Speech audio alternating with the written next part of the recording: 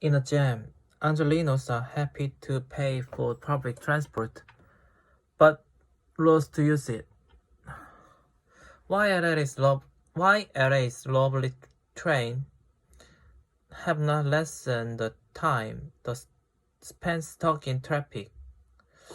The Expo line, a light railway which connects to Santa Monica to downtown LA, Los Angeles, is a marvel. For decades, traveling to and from the beach had to sit in traffic on Interstate 10.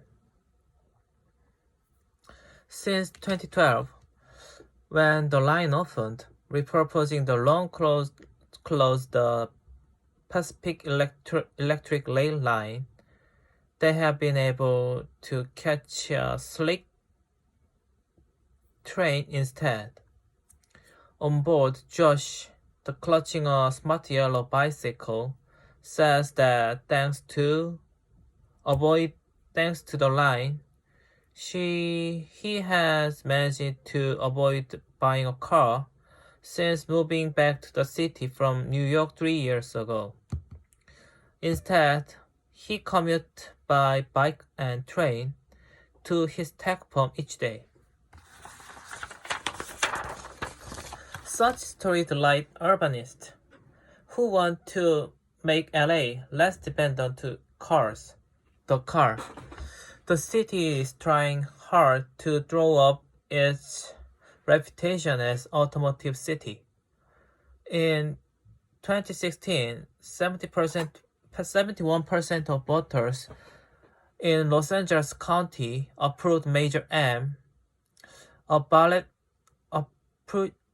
initiative which imposed a sales tax to fund public transport. That and older tax mean for every dollar they spend, 12 people in Los Angeles urban area contribute 2 cents to public transport. Several new rail lines are planned. Last year, the mayor of the city of Los Angeles, Eric Garcetti, announced that he want to reduce the number of car trips there by half over the next 30 years. Yet, much more common than people like Josh are people like Debbie, a 22-year-old pharmacy worker.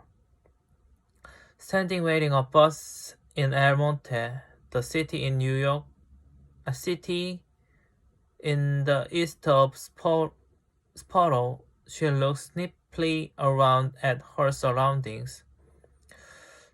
Today, her car has broken down, otherwise she would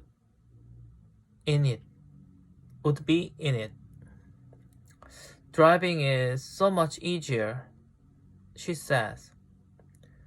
Even as its budget has expanded, the number of people actually using public transportation in LA has collapsed. Total ridership is down almost a quarter since 2013. The 3 in 4 Angelinos travel to work in a car, the highest figure ever. Half a century ago, the Rainer Barham, a British architecture critic, mocked urban planner who want to force LA to readopt public transport. It will not be easier to persuade Angelinos to climb into whatever colored rolling stock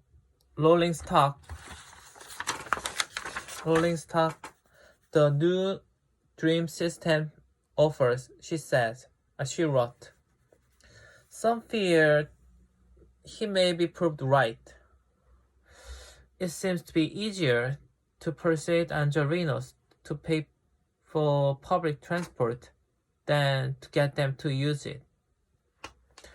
According to Mike Manville, a professor at UCLA's Institute of Transportation Studies, the driving factor behind the decline is that public transportation in LA is mostly a safe net for poor, not service for most people.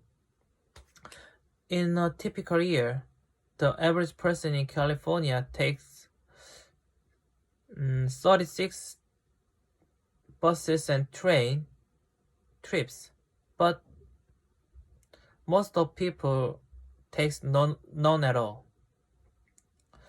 And in recent years, the subprime credit has proliferated, and wages reasons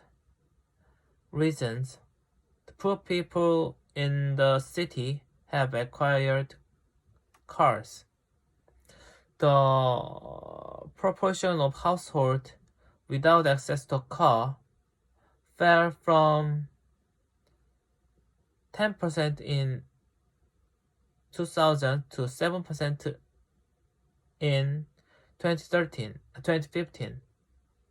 Among immigrants, the fall was even sharper, 14% from 14% to 8%. For a while,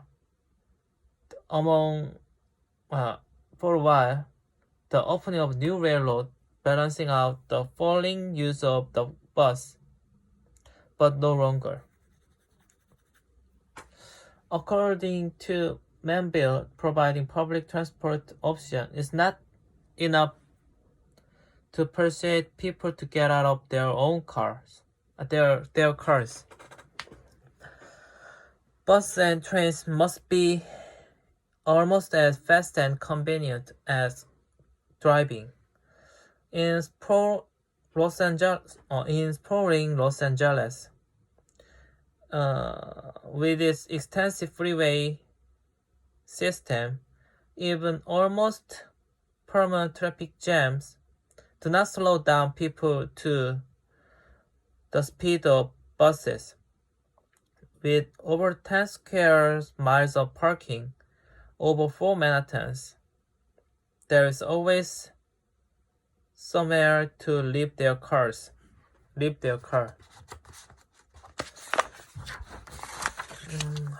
What can be done to turn things around?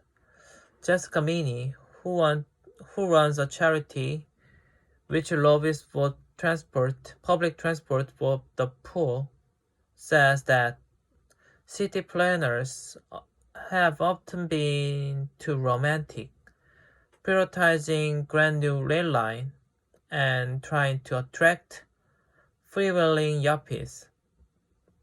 Meanwhile, the needs of the poor people, who mostly use buses, have been neglected. She notes several things that need improvement. Pavement around the bus route should be less dangerous, so people do not feel scared of walking to the stop. Rail stations need toilet and baby changing stations